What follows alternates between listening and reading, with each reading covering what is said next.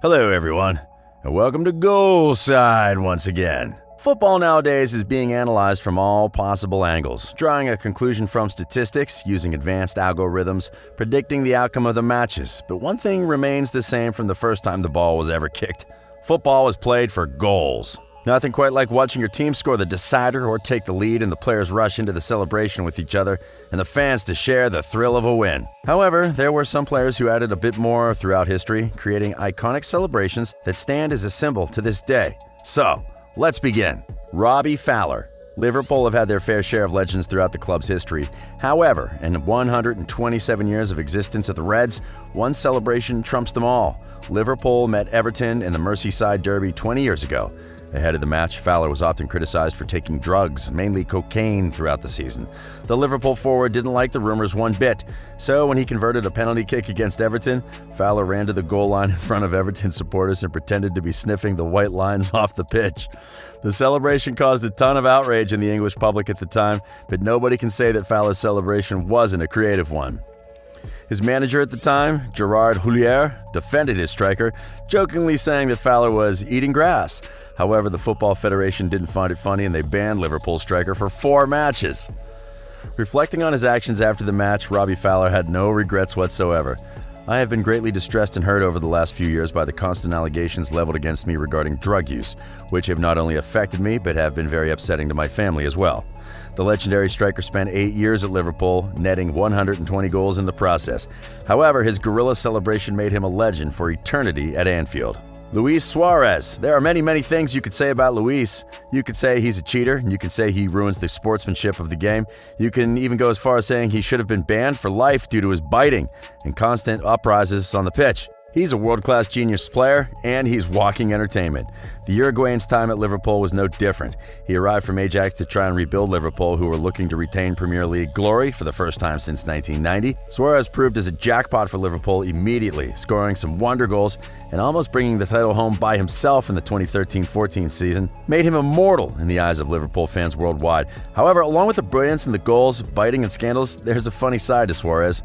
Just like in Robbie Fowler's case, the scene of the crime is the Merseyside Derby, and the central figure is Liverpool's striker. Suarez was notorious for diving constantly in the Premier League at the time. Everton manager David Moyes didn't like it one bit. I think Suarez has got history, but I'm not the referee. It's a hard job for the refs, it really is. But it'll turn supporters away from it if they think players are conning their way to results. That was a grave mistake from Moyes. Suarez entered the match as motivated as ever. This led him to scoring the opening goal of the match against Everton. Then, he did what nobody in the stadium expected him to do. Suarez ran over to Everton's manager as he was celebrating a goal and then dived right in front of him, sending a message like only Luis Suarez could. David Moyes actually addressed this after the match in good faith, laughing at the event, even praising Suarez for his creativity. I thought it was great. I actually quite liked that, and it's the sort of thing I'd have done if I'd scored. He's going to have to dive in front of a lot of managers now, isn't he? David Moyes knows a good joke when he sees it, even if it's at his own expense. To make the irony of the day even bigger, a player in that match actually got booked for diving. However, it was none other than Everton's captain, Phil Neville. Wonders. Mario Balotelli. Just saying the name Mario Balotelli automatically associates the brain with a funny or childish event that's happened to the striker. Everybody had that perception back in the day about Balotelli, crashing the newest cars, targeting Manchester City's youth players with darts, creating firecracker explosions in his own bathroom, fallouts with the manager, staff, teammates. Super Mario was filling the front pages daily in England during his stint with Manchester City. However, at one point in time, Balotelli got sick of it. Manchester Derby was approaching. City and United, two of the biggest rivals, were ready to meet in 2011, with both teams peaking in form. The night before the big derby, Mario set his bathroom on fire. It all happened at 1 a.m., with all sorts of public services, such as police and firemen, coming to a scene of the crime to extinguish the situation. Luckily, nobody was harmed in the event. However, when the sun rose, Roberto Mancini, contrary to all expectations, still picked Balotelli in his starting lineup. The Italian did a wonderful job against Manchester United in the biggest Manchester Derby win ever for City. The citizens beat the Red Devils with a 6-1 victory behind Mario Balotelli's brace. However, even though the result was legendary, something else from that match remained in our memories to this day. After scoring first of his 2 goals, Mario Balotelli pulled up his kit only to display a shirt underneath saying, "Why always me?" There are about 1 million answers to this question, but Super Mario was the king of the world that day, and one can't help but wonder what would have happened with Balotelli's career if it just wasn't always him. And yet, that's why we love him. Xherdan Shaqiri.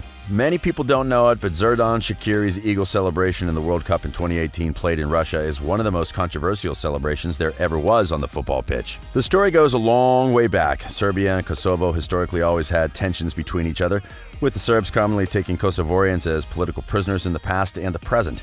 Xherdan Shaqiri and Granit Xhaka were among many Kosovarians living in Swiss due to the political climate in Kosovo, which forbids their parents to live in their homeland. Now, this is where the interesting part takes place.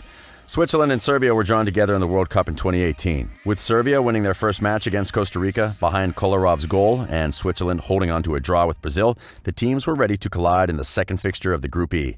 Switzerland had 4 players of Kosovarian descent in their starting 11.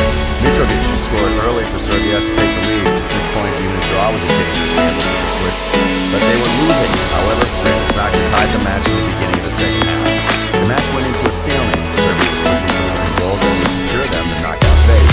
However, they made one crucial mistake. They saw Xherdan Shaqiri through on goal with a one-on-one with the goalkeeper. Shaqiri scored in the 90th for the Switzerland win. After scoring, he ran onto the sideline, showing the sign of the Kosovarian Eagle. Granit Xhaka, whose parents went through a lot of suffering committed by Serbs, joined him. This caused public outrage in Serbia and endless pride in Kosovo as their people were the real winners in the clash. And it's a celebration that already became part of Kosovo's history as a symbol of pride, but far above just football. Craig Bellamy is a character. He changed so many clubs throughout his career that probably even he himself lost count. However, he spent a season in Liverpool back in the 2006 and 7 season. When the team reached the Champions League round of 16, they met the current European champions, FC Barcelona. It was a big matchup. Rafa Benitez and Liverpool just won the Champions League in 2005, and they wanted to repeat the success 2 years later. So to boost his team's morale, Rafa Benitez decided to take the team to the Spanish seaside and Liverpool La Manja. Well, that proved to be a risky move.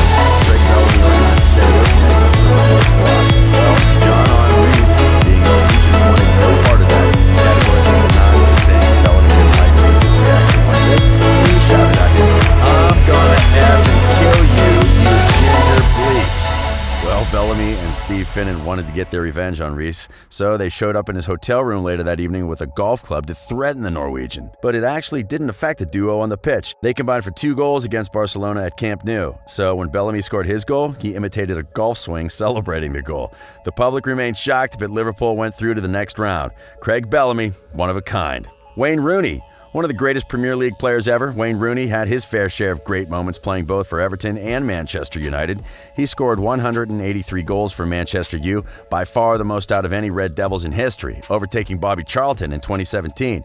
Rooney was already a seasoned vet in 2015. He was still going strong, but Manchester United wasn't. The team was struggling after Sir Alex Ferguson left. But Rooney was feeling motivated that day against the Tottenham Hotspurs. On the morning of the match, Wayne Rooney made the headlines throughout the country for apparently being knocked out by his teammate, Phil Bardsley, at home while the two were mockingly boxing one another.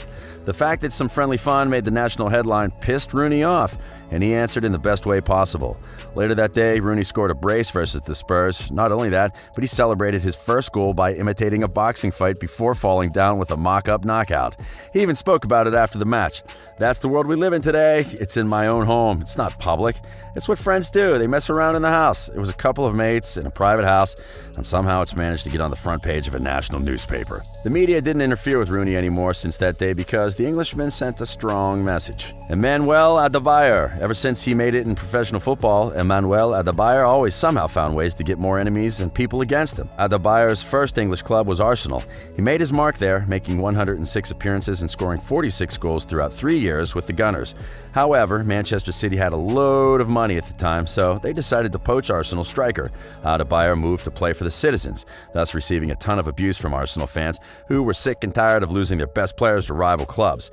But Adebayor got his revenge. He first scored in 3 consecutive debut matches for Manchester City. In his 4th game at the club, Arsenal was waiting. Adebayor was fired up, running like crazy and fighting for every ball. He even hit his former teammate Robin van Persie in the face once, for which he received a 3-match ban later on. However, the biggest moment happened when Adebayor scored against City. He made the effort to run the full length of the pitch just so he could do a knee slide in front of Arsenal's traveling fans. This made him the most hated man for the Gunners. Only he found a way to make it worse. After a short loan to Real Madrid, Adebayor left Manchester City to join none other than Arsenal's arch-rivals, the Tottenham Hotspurs. Truly a wind-up merchant like no other, Adebayor managed to top Arsenal's public enemy list in only a couple of years with his antics.